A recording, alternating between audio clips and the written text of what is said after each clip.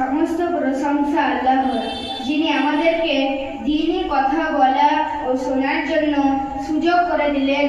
এই জন্য আমরা সকলেই বলি আলহামদুলিল্লাহ। তারপর আরবের দুলাল সাইয়্যিদুল মুরসালিন বিশ্বনবী মুহাম্মদুর রাসূলুল্লাহর উপর অসংখ্য দরুদ ও সালাম অবতীর্ণ হোক। আমরা সকলেই বলি আল্লাহুম্মা সাল্লি আলাইহি আল্লাহুম্মা বারিক আলাইহি।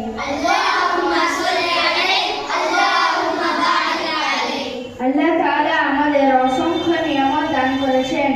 আমরা যদি এই সমস্ত নিয়ামতগুলিকে গণনা করতে শুরু করি তবে শেষ করতে পারবো না। আল্লাহ তাআলা আমাদের জল, বাতাস, আলো দান করেছেন, বৃক্ষ, ফুল, ফল, পশু পাখি, কত কি দান করেছেন। তবে যে নিয়ামতটি আমাদের জন্য সবচাইতে বেশি মূল্যবান তা হলো ঈমান। পবিত্র কোরআনে আল্লাহ তাআলা বলেন, যারা ঈমান এনেছে ও সৎকর্ম করেছে তাদের আপ্যায়নের জন্য রয়েছে জান্নাতুল ফিরদাউস।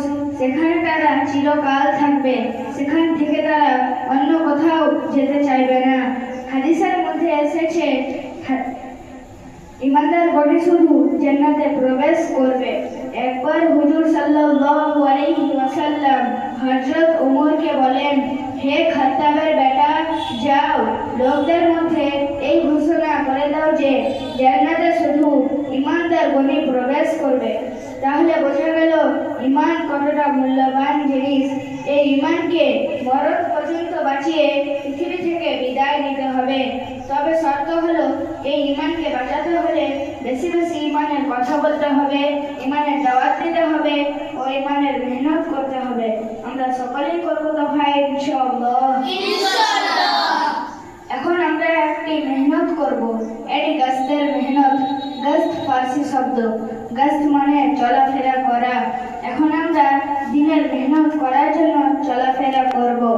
অনেক ঈমানদার ভাই আছে যারা এখনো মসজিদে আসতে পারেনি। তাদের কাছে গিয়ে ঈমানের কথা বলবো, তাদেরকে নগদ মসজিদে নিয়ে আসার দাওয়াত দেব। মহল্লার ভিতরে আল্লাহ ভোলা বান্দাদের আল্লাহর সঙ্গে জুড়ে দেওয়ার ফিকির করব। আমরা সবাই গস্তে শামিল হব তো ভাই ইনশাআল্লাহ। এই গস্তের লাভটা কি? এই গস্তের ফলে দিনের ফিজা কায়েম হবে, বদদিনী দূর হবে। এই গস্তের আমল করলে বদদিনী ঘরে দিনদার সন্তান তৈরি হবে।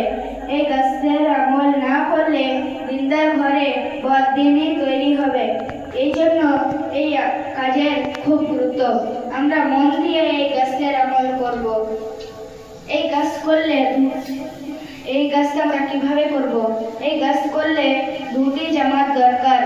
একটি জামাত থাকবে মসজিদের ভিতরে আর একটি যাবে মসজিদের বাইরে। যে জামাতটি থাকবে মসজিদের ভিতরে সেখানে 4 শ্রেণীর লোক থাকবে। একজন থাকবে দোয়া জিকিরে, তিনি সমস্ত মানুষের হেদায়েতের জন্য দোয়া করবেন। একজন দরমিয়ানি কথা বলবে ও কয়েকজন শুনবে। একজন থাকবে ইস্তেকবারে, তার কাজ হলো কোনো মুসল্লি মসজিদে প্রবেশ করলে তাকে ওযু ও নামাজের ব্যবস্থা করে দেবে।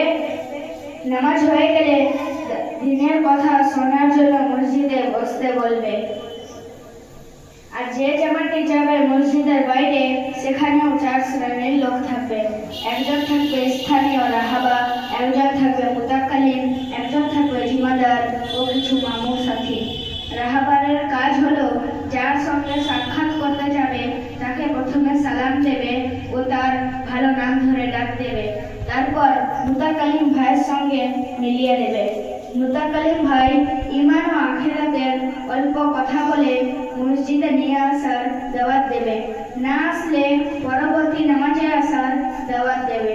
মামুর সাথীরা জিকির করতে করতে পথ চলবে এবং মুতাক্কালিম ভাই কিছু বললে চুপ করে শুনবে। জিম্মাদার সাহেব জামাতের সকলকে ঝুঁকে পথ চলবে। প্রথমে কিছুটা পথ ডান দিক দিয়ে ও পরে সরকারের আইন অনুযায়ী বাম দিক দিয়ে চলবে। এইভাবেই বের করবে ইনশাআল্লাহ। ইনশাআল্লাহ।